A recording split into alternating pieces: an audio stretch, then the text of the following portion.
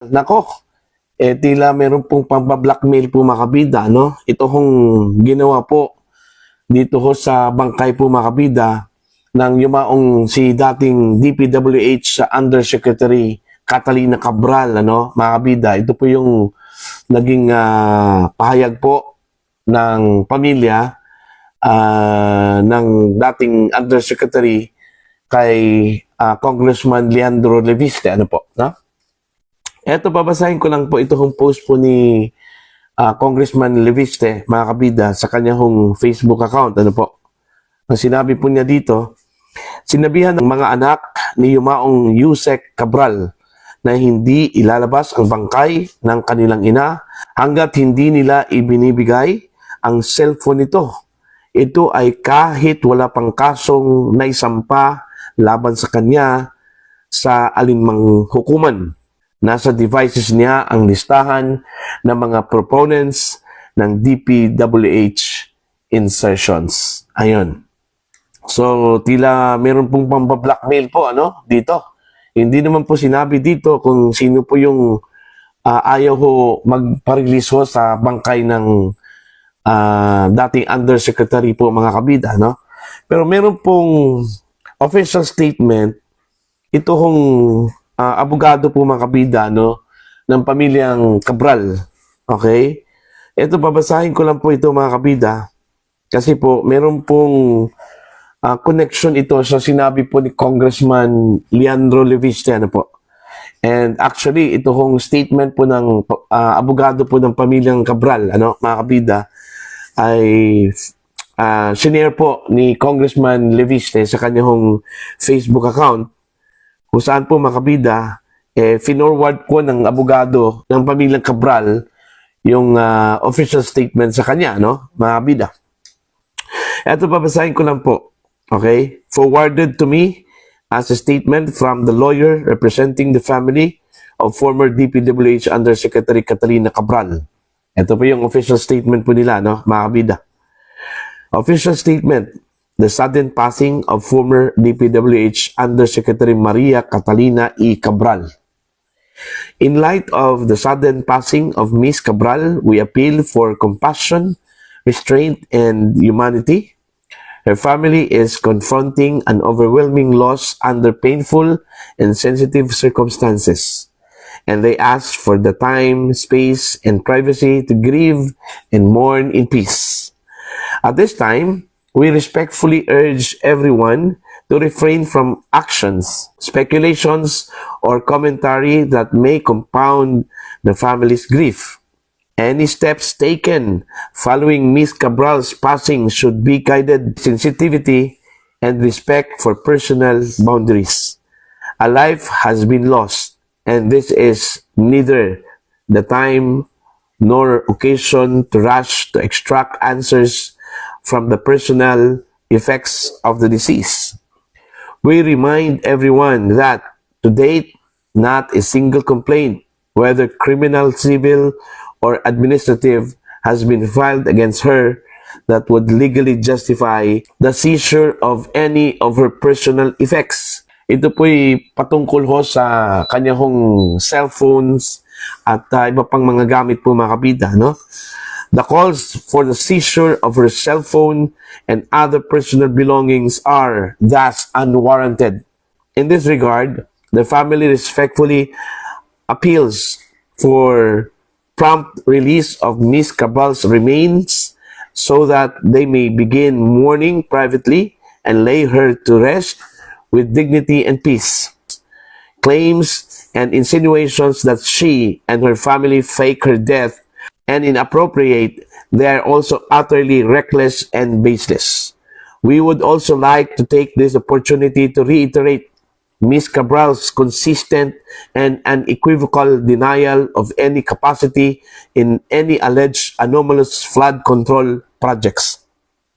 For more than 4 decades, beginning from when she was still a college student, Ms. Cabral devoted her life to public service in the DPWH. Her career was defined by diligence, perseverance, and a deep sense of duty, values that guided her until the very end. It is unfortunate that in her final days, the reputation she had painstakingly protected. Suffice it to state, his testimony, which is the lone evidence linking her to the purported criminal conspiracy, remains entirely uncollaborated. Worse, while Mr. Bernardo accused Ms. Cabral of receiving commissions, he himself admitted not witnessing any such receipt. Ms. Cabral stood ready to confront his claims fully and directly, had circumstances permitted. This is precisely the reason Ms. Cabral had consistently demonstrated her willingness to cooperate with all investigative efforts. She had nothing to hide and her conscience remained clear. She had voluntarily appeared and participated in inquiries conducted not only by ICI but also by other investigative bodies, including the Senate Blue Ribbon Committee and the House of Representatives Infrastructure Committee and the Office of the Ombudsman. The only reason she was unable to attend the hearing at the ICI on December 15, 2025 was that, contrary to reports, she did not receive any official communication relating thereto. It is equally regrettable that despite the absence of any findings of fault, Ms. Cabral's name would be repeatedly dragged in what appears to be a public shaming campaign by persons who have since capitalized on the issue for political gain. Above all, we asked that Ms. Cabral be remembered with fairness and compassion, and that her family be spared further distress as they navigate this period of profound sorrow. Attorney May S. Dividegracia Company and Dividegracia Law Offices Legal Counsel. Ayan. So yun yung official statement po, mga kabida, ano? At malinaw po sa official statement, mga kabida, in-emphasize po doon, ano, sa official statement po ng abogado po ng pamilya po, mga kabida, ano, yung pag-seize, ano, ibig sabihin yung pagkuha po ng kanyang cellphone at personal belongings po, mga kabida, na wala hong pahintulot mula sa pamilya, ano? Considering wala pa pong kasong naisampa po, ano, laban ho kay Ms. Cabral, ano, mga kabida. Iginitin doon ho sa post po, mga kabida, ano, ni Congressman Leandro Leviste, ano, ito hong blackmailing, di umano, mga kabida, kung sino man po yung nag-blackmail, ano, para lang po i-release ito hong bangkay po, mga kabida, ng Undersecretary kapag yung cellphone ibibigay po, mga kabida, at personal belonging, ano? Okay? And since andun na po, nakuha na po nila, na-preserve na po, mga kabida, dapat i-release na po itong bangkay, ano? Okay?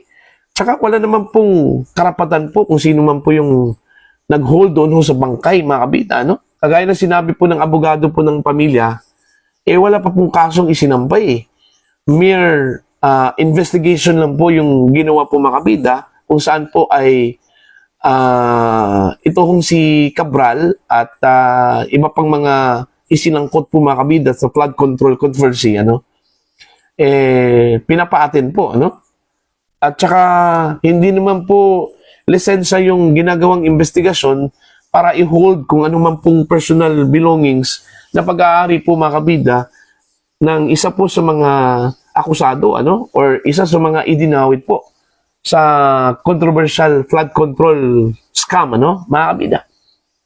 Okay? So, ito,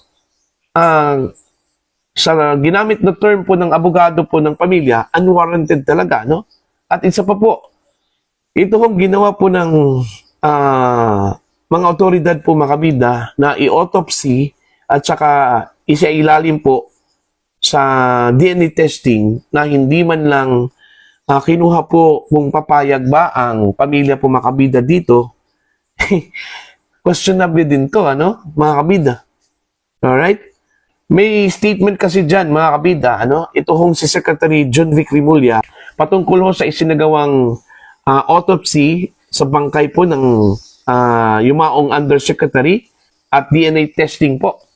Kasi po, sa aking pagkakaintindi po mga kabida, tila duda po ito hong si Secretary Remulla mga kabida, kung totoong bangkay ba ni Undersecretary Cabral, ano, yung nakita po mga kabida doon po sa Bangin, yan sa may Cannon Road, ano, sa may Benguet. Okay? At yung idineklarang patay, ano, mga kabida, ng mga doktor sa ospital, ano po. Okay, kaya ang ginawa po mga kabida para daw maksiguro isinailalim po ano sa DNA testing na hindi man lang nagpaalam doon po sa pamilya. Kasi ang narinig ko po mula sa asawa po ni Miss Cabral, ayaw ko nilang i-autopsy ito hong bangkay.